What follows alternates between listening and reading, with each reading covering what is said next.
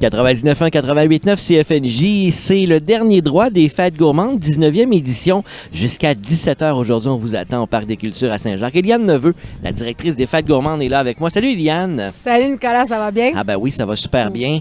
Ça sent tellement bon aux Fêtes gourmandes, c'est incroyable. Ça sent très bon présentement, en effet. On n'est même pas rentré sur le site et déjà qu'il y a plein d'odeurs là, qui se mélangent. On a des fumoirs en action ici aujourd'hui. Ben, ici, au kiosque de CFNJ, présentement, on a une odeur de fumoir. Là. Ça sent vraiment bon. Oui.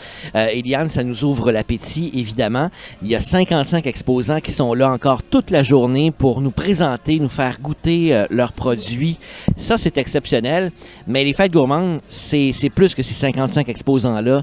C'est aussi la scène culturelle, c'est aussi l'espace pour les plus jeunes. Bref, il y en a pour tout le monde, là. Oui, exactement. Puis toute la journée aujourd'hui, parce que la fin de semaine est passée déjà. Hein? Moi, je suis encore dans ma fin de semaine. Donc, toute la journée encore, on a les scènes de démonstration culinaire, donc scènes de pâtisserie. Oui. Avec Jonathan, qui est un des pâtissiers chez Création et Saveurs, avec Geneviève Veillette, qui est notre chef.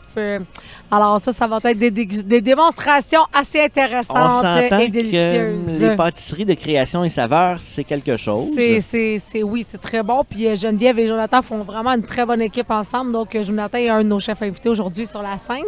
Puis on a aussi Loïc de l'Érablière 820 qui est là avec nous. Donc, une nouvelle table champêtre à Sainte-Marceline. C'est lui qui s'occupe de la scène Goûter la Nodière, donc en démonstration culinaire toute la journée aujourd'hui.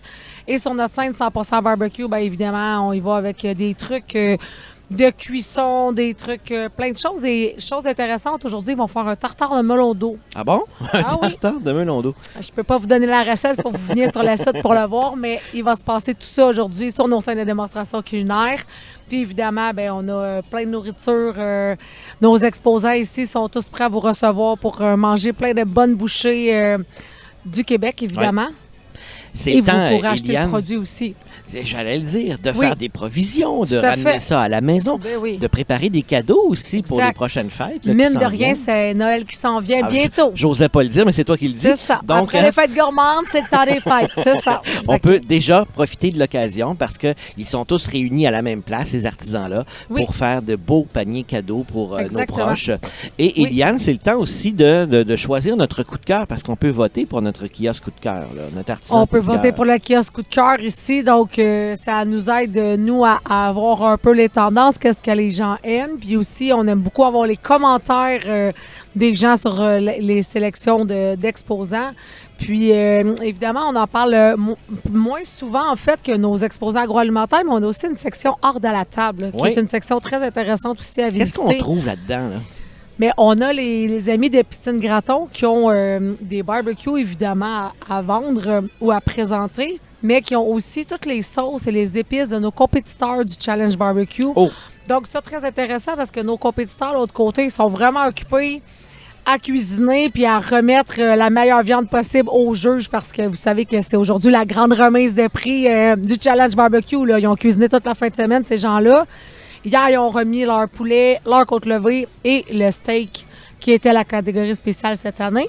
Et on saura qui gagne un peu plus tard aujourd'hui. Oui, mais aujourd'hui, là, avant ça, à 13h, je pense, nous aurons la remise du porc effiloché et tout à fait juste ensuite la brisquette de bœuf. Wow. Donc, il reste 2 remises de viande au Challenge Barbecue. Puis ensuite, à 15h30, on se dirige à la scène principale pour la remise de prix. Donc, ça aussi, c'est à ne pas manquer parce que là, c'est là qu'on voit les scores des participants, puis on sait qui gagne le Grand Challenge Barbecue. 4e édition Fête gourmande aujourd'hui. Et on manque pas le spectacle trad des cousins Branchot, présenté d'ailleurs par CFNJ. Tout à fait. 13h30 sur la scène Chalut. Exactement. Donc, à 13h30, on vous attend. Vous savez que le site est ouvert beau temps, mauvais temps. Le ciel a décidé de cacher le soleil aujourd'hui. Je dirais, Eliane, je regarde le radar, là.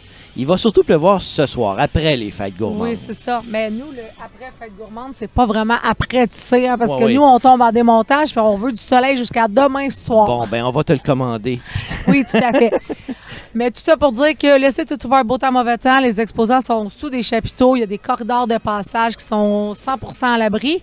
Et le spectacle va être présenté, même s'il y a une petite bruine, même s'il y a du soleil. Mais nous, on est toujours ouverts et on vous attend avec grand bonheur. Alors, le rendez-vous des gourmands jusqu'à 17h, c'est à Saint-Jacques, ici au Parc des Cultures, endroit fantastique. Merci, Eliane. Oui, merci. Pour terminer, Nicolas, je rappelle aux gens que vous pouvez acheter vos billets en ligne avant d'arriver ou on a une billetterie en tout temps sur place. Donc, vous avez les deux possibilités pour vous. C'est hyper simple. Bonne dernière journée de cette 19e édition. Merci beaucoup. Bonne journée. On vous attend. Venez faire un tour, une invitation de CFNJ.